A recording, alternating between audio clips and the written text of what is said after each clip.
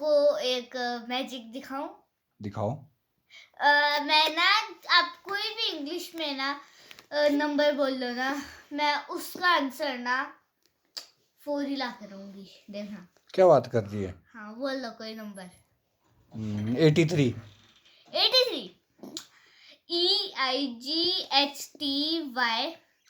THREE, इसमें हुए 11, क्या बोलते उनको, 11 डिजिट्स। तो 11 में कितने हैं? ELVEN। हाँ तो तब ELEVEN। तो कहाँ बना 4 है? तो ये 6 हो गए। हाँ। तो 6 में कितने? SIX। कितने हो गए? 3। हाँ तो देखा। 3 में कितने? THREE।